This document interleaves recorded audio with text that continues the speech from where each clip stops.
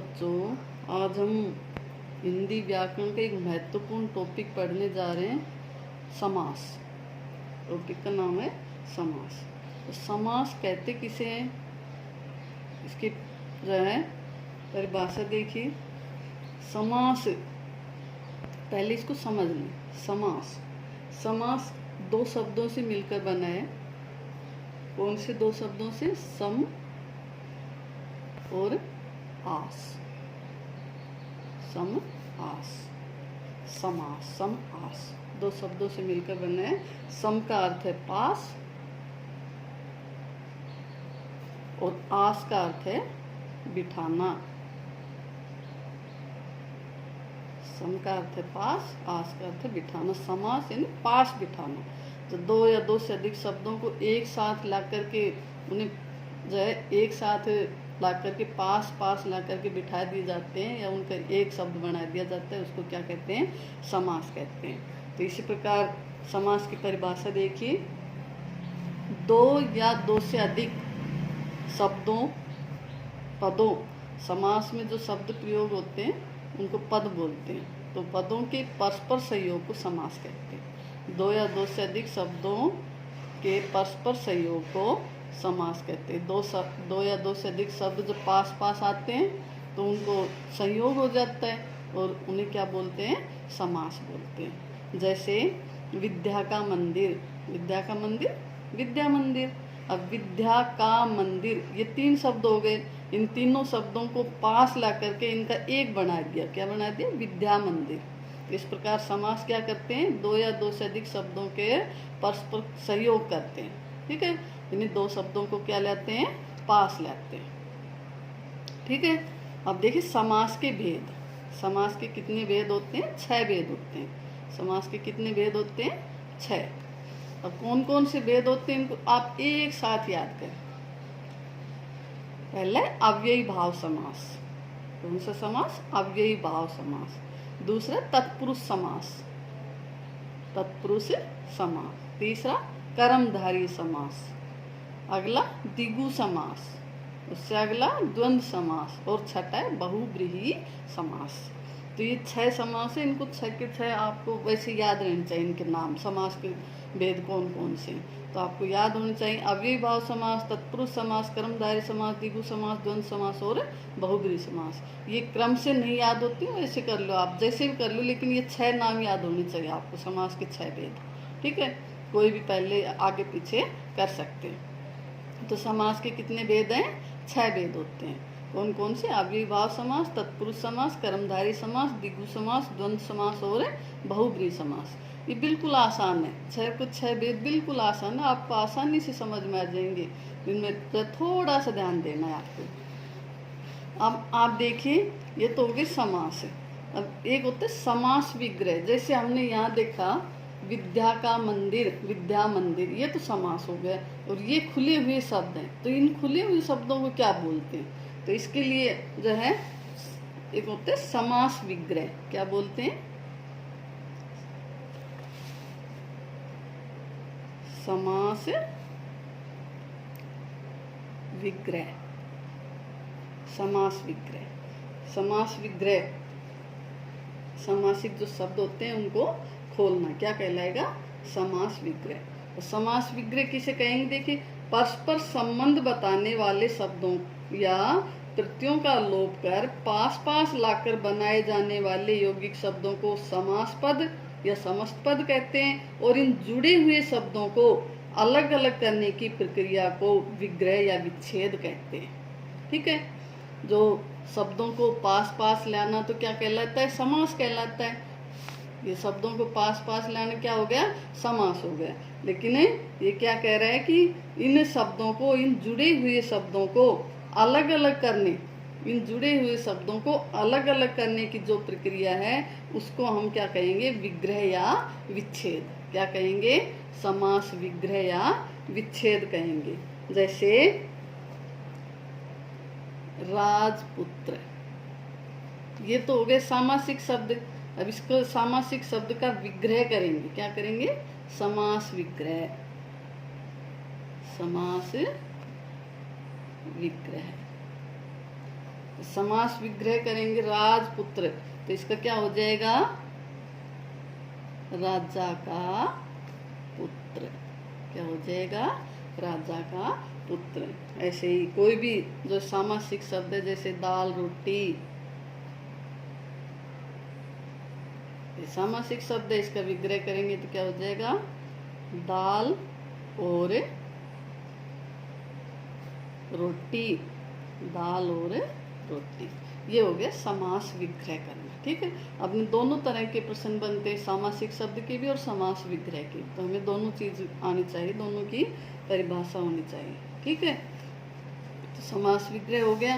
अब आप देखिए इन सामासिक जो समास है 6 भेद है, अब इनको एक एक ले लेते हैं। पहला अव्ययी भाव समास। कौन सा है? अव्ययी भाव समास। तो अव्ययी भाव समास किसे कहते हैं? इसकी परिभाषा देखिए। अव्ययी भाव समास, अव्यय, जो व्यय न हो, खर्च न हो। देखिए आप इससे नाम से ही पता चल, अव्ययी भाव जहाँ व्यय न हो, खर्च न हो। क्या खर्च न हो? शब्द खर्च न हो। जैसे इसकी परिभाषा देखिए, जिस समास में पहला शब्द अव्यय और दूसरा संज्ञा हो, पहला अव्यय हो वैसा का वैसा रहे, उसे क्या कहेंगे? अव्ययी भाव समास कहेंगे। जिसका पहला पद अव्यय हो और दूसरा संज्ञा हो, उसे अव्ययी भाव समास कहते हैं। अव्यय शब्द जानते हैं आप, जैसे प्रतिदिन शब्द क्या है? प्रतिदिन। अब प्रतिदिन का समास विग्रह करेंगे तो क्या होगा? दिन दिन, प्रत्येक दिन, प्रतिदिन का दिन दिन या प्रत्येक दिन। तो ये जो प्रति है ये अव्यय शब्द है, तो पहला पद क्या है इसका? अव्यय। ठीक है, अगला है प्रतिवर्ष। प्रतिवर्ष जैसे प्रतिदिन, प्रत्येक दिन, प्रतिक्षण, प्रतिक्षण, प्रतिक्षण, हर क्षण या प्रत्येक क्षण, हर क्षण या प्रत्येक क्षण। प्रतिपल, प्रत्येक पल, और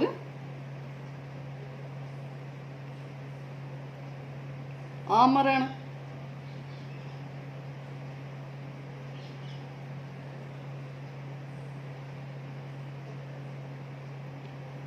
आमरण मरने तक,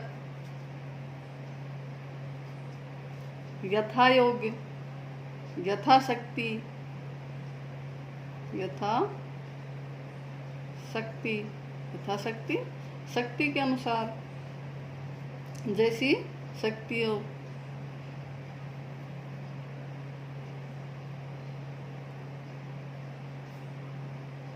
शक्ति के अनुसार। इस प्रकार से अव्ययी भाव समास का जो पहला पद होता है वो क्या होता है? अव्यय। प्रति, आ, यथा, ये सब क्या है? अव्यय शब्द है। अव्यय शब्द आपने पढ़ ही रखे हैं। तो अव्ययी भाव समास कौन सा होगा? जिसका पहला पद अव्यय होगा, जिसका पहला पद अव्यय होगा और दूसरा संज्ञा होगा, इसे क्या कहेंगे? अव्ययी भाव समास। ठीक है, अब अगला देखिए, अव्ययी भाव समास समझ में आ गए, जिसका पहला पद अव्यय हो और दूसरा संज्ञा हो। ये समझ में आ रहा है आपको सबके? जो पहले पद क्या है? अव्यय है। अब देखिए दूसरा समास कौन सा है? तत्पुरुष समास। कौन सा? तत्पुरुष समास। तत्पुरुष समास देखिए, इसकी परिभाषा बिल्कुल आसान है। तत्पुरुष समास अव्ययी भाव समास से भी आसान। तत्पुरुष समास, जिस समास में पहले पद की विभक्ति का लोप हो और दूसरा पद प्रधान हो, उसे क्या कहेंगे? तत्पुरुष समास कहेंगे। विभक्ति जानते हैं, कारक चिन्ह, तो कारक चिन्हों का जिस समास में लोप होता है उसे क्या, वो कौन सा समास होता है? तत्पुरुष समास होता है। कारक चिन्ह, 8 कारक चिन्ह आपको पढ़ा रखे होंगे, पढ़ रखे होंगे आपने। अब देखिए उन 8 में से 6 कौन से? न पहला है और न लास्ट का, कर्ता नहीं है, कर्म से लेकर के अधिकरण। ठीक है, तो ये 6 कारक चिन्ह इसमें प्रयोग किए जाते। किसमें? तत्पुरुष समास में। तो 6 कारक चिन्ह जो हैं उनकी जो विभक्ति हैं उन विभक्तियों का लोप होता है। जब समास विग्रह करेंगे तो क्या होगा? विभक्तियां निकल करके आएंगी शब्दों के बीच से। ठीक, तो वो कौन सा समास होगा? तत्पुरुष समास। अब आप अच्छे से समझ गए होंगे कोई भी सामासिक शब्द ले और उसको खोल करके देखे, यदि उसके बीच में कोई विभक्ति निकल करके आ रही है तो कौन सा समास होगा? तत्पुरुष समास होगा। जैसे हस्तगत, हस्तगत, हस्त को गत, हस्त यानी हाथ, हस्तगत, हस्त को गत, हाथ को गत। अब ये देखिए, ये क्या है? को, ये विभक्ति आ गई। कौन सी विभक्ति है? जान गए आप, अच्छी बात है। तो ये हस्तगत, हस्त को गत, ये जो है।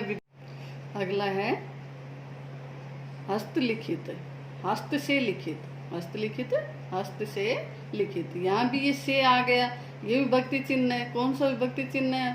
देख, बोल करके देख लो। कर्ता ने कर्म को करण से, इस प्रकार से बोल कर देखो तो एक करण से कौन सी विभक्ति चिन्ह हो गई? करण, करण कारक आ गया ना, तो करण कारक की विभक्ति चिन्ह हो गया। तो ये जो है कौन सा समास होगा? तत्पुरुष समास। तत्पुरुष समास में क्या आएंगे? विभक्ति चिन्ह आएंगे। देश भक्ति, देश के लिए, भक्ति के लिए, फिर के लिए देखो कोई कौन सा विभक्ति चिन्ह आ रहा है? के लिए, के लिए कौन सा? संप्रदान कारक का। तो इस प्रकार से अगला है राजपुत्र, राजपुत्र, राजा का पुत्र। यहाँ का आ गया, का कौन सी विभक्ति में आएगा? संबंध, का, के, की, ठीक है। अगला है वनवास, वन में वास, वन में वास, कौन सा विभक्ति है? में, कौन से कारक की है? अधिकरण कारक। इस प्रकार से जो भी कारक चिन्ह जो बीच में आए समास विग्रह करने पर, और सामासिक शब्द में क्या है? ये सारे कारक चिन्ह लोप हैं, छुपे हुए हैं, इनका विग्रह करेंगे तो निकल करके आते हैं, ठीक है। तो जो है जिस समास में पहले पद की विभक्ति का लोप हो और दूसरा पद क्या हो? प्रधान हो, उसे तत्पुरुष समास कहते हैं। पहले पद की विभक्ति का लोप और दूसरा प्रधान। देखिए सब में विभक्ति का लोप है। को कौन सा है? कर्म कारक से, कौन से? करण कारक, के लिए संप्रदान कारक, का संबंध कारक, में अधिकरण कारक। तो ये सारी विभक्तियों का इन शब्दों में क्या है? लोप। तो ये कौन से समास कहलाएंगे? तत्पुरुष समास। अच्छे समझ में आ गया होगा। तत्पुरुष समास कौन सा होता है? जिसका पहला पद की विभक्ति का लोप हो और दूसरा पद क्या हो? प्रधान हो, उसे क्या कहेंगे? तत्पुरुष समास। ठीक। अब अगला देखिए, कर्मधारी समास। कौन सा? कर्मधारी समास। कर्मधारी समास बिल्कुल आसान है। जिस समास में पहला पद विशेषण अथवा उपमान हो और दूसरा पद विशेष्य अथवा उपमेय हो, यानी या तो विशेषण विशेष्य का मेल हो या उपमान उपमेय का। जिस सामासिक शब्द में विशेषण विशेष या उपमान उपमेय का मेल हो, वहाँ कौन सा समास होगा? कर्मधारी समास होगा। ठीक। कर्मधारी समास बिल्कुल आसान। पहला पद विशेषण मिलेगा, दूसरा विशेष्य मिलेगा, या फिर पहला पद उपमान मिलेगा जो है और दूसरा उपमान मिलेगा, उपमान उपमेय। तो ये जहाँ आपको देखना, जैसे देखिए नील कमल, नील कमल समास भी नीला है जो कमल, नील कमल नीला है जो कमल। तो ये जो है कमल जो है इसकी विशेषता बता रहा है, कमल कैसा है? नीला है। तो ये विशेषण हो गया और ये क्या हो गया? विशेष हो गया। तो जिस समास में विशेषण विशेष का मेल होगा वो कौन सा समास होगा? कर्मधारी समास।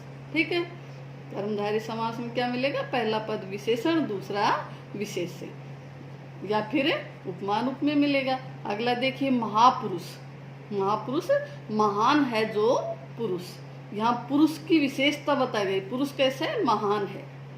तो यहाँ भी विशेषण विशेष्य आ गए। तो जहाँ भी विशेषण विशेष्य का मेल हो वहाँ कौन सा समास होगा?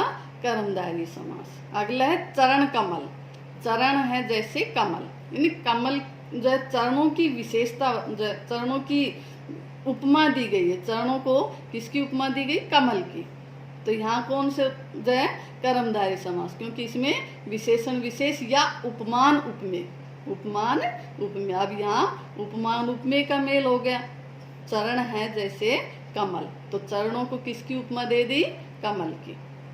अगला है कमल नयन, कमल के समान नयन। यहाँ नयन को किसकी उपमा दे दी? कमल की। तो यहाँ उपमान उपमेय का मेल हो रहा है। तो जिस समास में विशेषण विशेष्य या उपमान उपमेय का मेल हो, वो कौन सा समास होगा?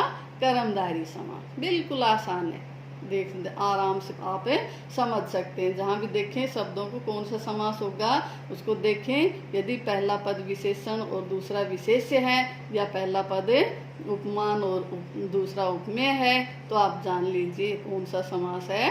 कर्मधारय समास है। ठीक, बिल्कुल आसान है। अगला है द्विगु समास। कौन सा है? द्विगु समास। द्विगु समास की परिभाषा देखिए, जिस समास में पहला पद संख्यावाचक होता है वह द्विगु समास कहलाता है। अब देखिए, पहला पद संख्यावाचक और एक समूह का बोध कराता है। क्या कराता है? समूह का बोध। केवल पहला पद संख्यावाचक नहीं, समूह का बोध और होगा। क्या होगा? समूह का बोध।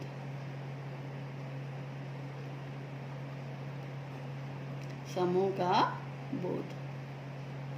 तो जिस समास में पहला पद संख्यावाचक हो और समूह का बोध हो, तो वो कौन सा समास होगा? द्विगु समास। पहला पद संख्यावाचक, 1 2 3 4 5 6 100 तक, 1000 लाख करोड़ कितनी भी हो, संख्या होनी चाहिए पहले पद में। पहला जो इसकी यही विशेषता है द्विगु समास की, पहला पद संख्यावाचक मिलेगा। यदि संख्यावाचक नहीं है तो द्विगु समास नहीं है। जिसमें पहला पद संख्यावाचक हो और वो एक समूह का बोध कराए, उन संख्याओं का जो संख्या के समूह का बोध कराए, वो कौन सा होगा? द्विगु समास होगा। जैसे देखिए, दोपहर, दोपहर, दो पहरों का समाहार। ठीक, नवरात्र, 9 रातों का समूह। शताब्दी, 7 अब्दों का समूह। तो इस प्रकार से जिसका पहला पद संख्यावाचक हो और एक समूह का बोध कराए, वो कौन सा समास होगा? द्विगु समास। बिल्कुल आसान है, द्विगु समास है ना, आसान। जिसका पहला पद संख्यावाचक हो, वो कौन सा समास होगा? द्विगु समास। अगला देखिए, अगला है द्वंद्व समास। पांचों कौन सा है? द्वंद्व समास। द्वंद्व समास देखिए, ये सबसे आसान समास है।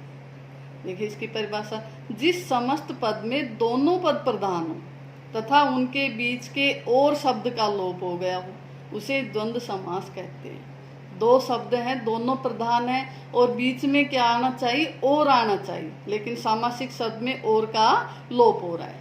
ठीक है, सामासिक शब्द को खोलेंगे, उसको विग्रह करेंगे तो और निकल के आएगा दोनों के बीच में, तो वो कौन सा समास होगा? द्वंद्व समास। बिल्कुल आसान है। जिस समस्त पद में दोनों पद प्रधान हो और उनके बीच के और शब्द का लोप हो गया हो, उसे क्या कहेंगे?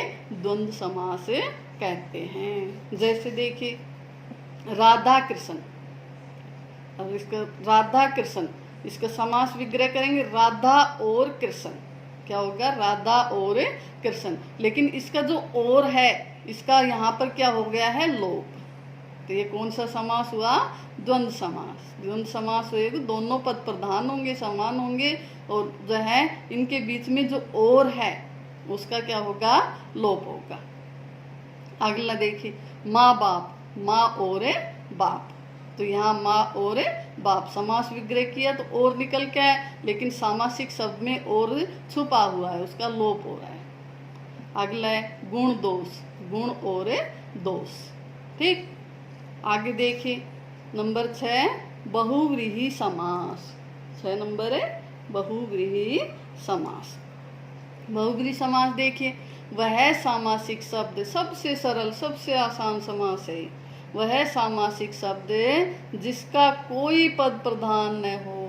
अभी देखिए, जिसका पहला पद प्रधान, दूसरा पद प्रधान, दोनों पद प्रधान, लेकिन बहुव्रीहि समास का कोई भी पद प्रधान न हो और समस्त पद के दोनों पद मिलकर कोई विशेष अर्थ प्रकट करें। दोनों पद मिलकर के कोई विशेष अर्थ देंगे, अलग ही अर्थ निकालेंगे, उसे क्या कहेंगे? बहुव्रीहि समास कहते हैं। वह सामासिक शब्द जिसका कोई पद प्रधान न हो और समस्त पद के दोनों पद मिलकर कोई विशेष अर्थ प्रकट करे, उसे बहुव्रीहि समास कहते हैं। ठीक है, बहुव्रीहि समास सबसे आसान है। जैसे देखिए, जैसे गिरधर, गिरधर गिरी को धारण करने वाला, गिरी यानी पहाड़, गिरधर गिरी को धारण करने वाला। गिरधर किसे कहते हैं? पहाड़ को धारण करते हैं। कौन? कृष्ण भगवान।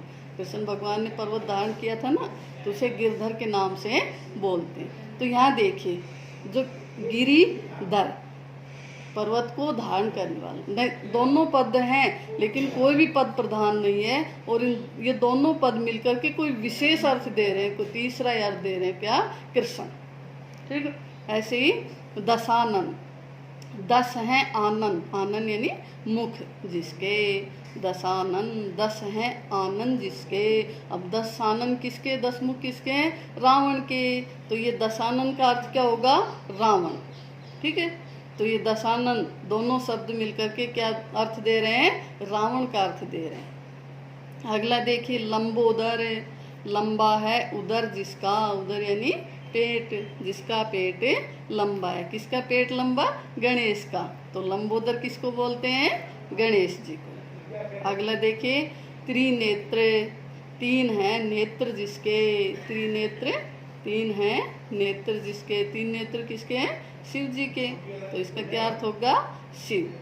तो ये सबसे आसान है, जो दोनों पद में से कोई भी पद प्रधान है वो, और कोई तीसरा ही अर्थ निकाले, वो कौन सा समास होगा? बहुव्रीहि समास। ठीक है। अब एक बार इन सभी समासों को देख लेते हैं।